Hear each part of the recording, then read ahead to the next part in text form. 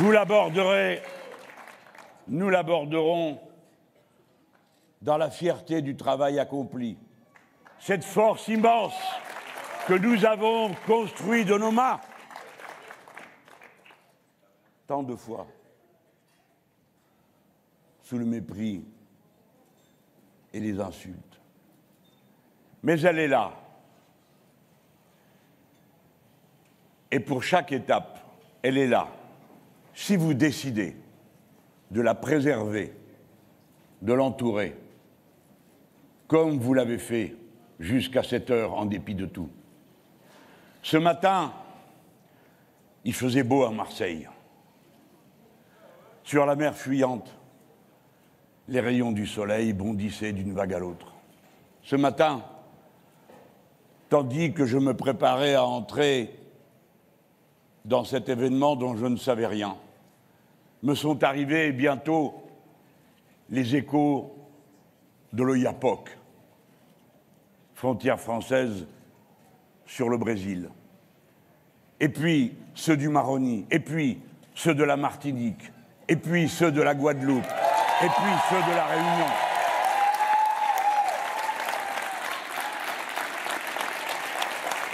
Qui, dès le premier tour, m'élisaient pour leur président. Et j'ai vu dans leur décision ce qu'elle signifiait pleinement et entièrement. L'état dans lequel se trouve la patrie et son peuple sur tous les points du territoire, un état d'exaspération et le sentiment d'être entré dans un état d'urgence écologique, sociale, et maintenant, encore une fois, nous le voyons ce soir, un état d'urgence politique. Car le tableau que vous avez sous les yeux, tel qu'il a été voulu, non de notre fait, ni même du fait du peuple français, mais des institutions de la Ve République et de cet étrange système de tirage au sort qui aboutit à vous demander de choisir entre deux mots, dont vous sentez à la fois qu'ils sont terribles pour vous-même et qu'ils ne sont pas de même nature. Et chacun d'entre vous se trouve mis au pied du mur de sa conscience, de la décision qu'il doit prendre.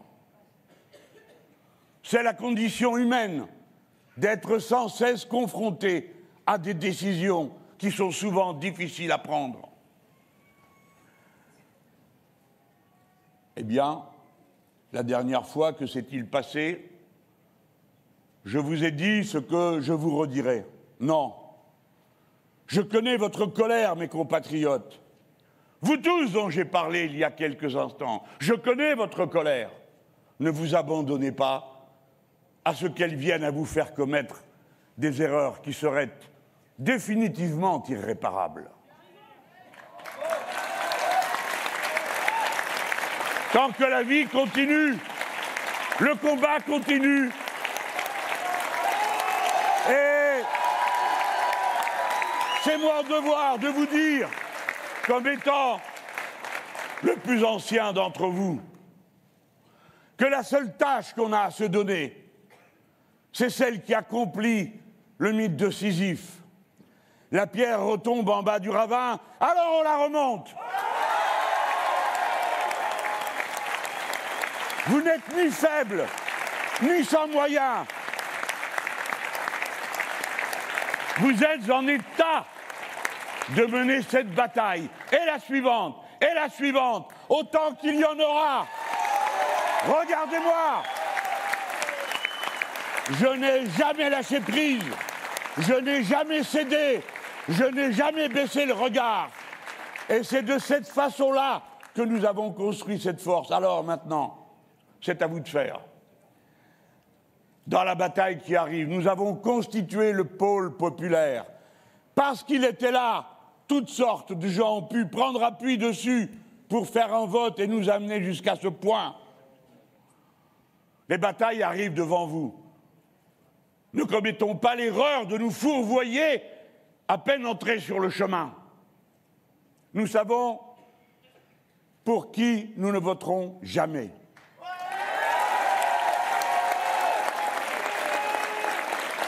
Et pour le reste, comme je vous l'ai dit, il y a 5 ans, vous souvenez-vous qu'il y a eu quelques dégâts après notre déclaration? Pour qui prendrait-on les Français? Ils sont capables de savoir quoi faire. Ils sont capables de décider ce qui est bon pour le pays. Jamais nous ne perdrons notre confiance dans la démocratie. Donc, vous ne devez pas donner une voix à Madame Le Pen. Alors, je le sais bien. Je répète parce que des fois, il arrive que même quand je dis les choses, c'est comme si je ne les avais pas dites. Alors je recommence à cet endroit du film. Il ne faut pas donner une seule voix à Madame Le Pen. Il ne faut pas donner une seule voix à Madame Le Pen. Il ne faut pas donner une seule voix à Madame Le Pen. Voilà, je crois que le message pour cette partie a été entendu. Alors maintenant, qu'allons-nous faire? On va ouvrir la page et les 310 000 personnes qui m'ont parrainé donneront leur point de vue. Ceci posé, ne nous cachons pas la violence de la déception. La violence de la déception, elle est d'abord en pensant à tout ce qui aurait été entrepris et qui ne le sera pas. Et ceci, plus que le reste, me cuit.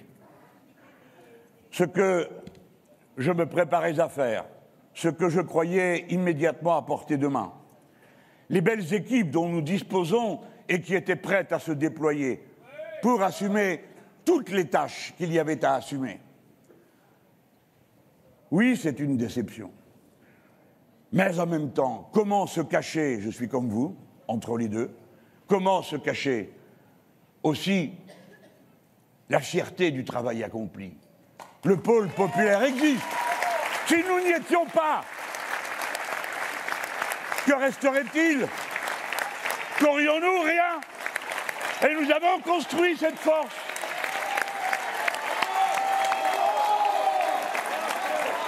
Je m'adresse à vous, qui êtes ici dans cette salle, non pour vous tenir les propos lénifiants de réconfort ou de bonne mine qu'il faudrait avoir. Je n'ai ni bonne mine, ni envie d'être réconforté. Je ne connais que mon devoir. Et je vous appelle à faire de même. La lutte continue. La lutte continue.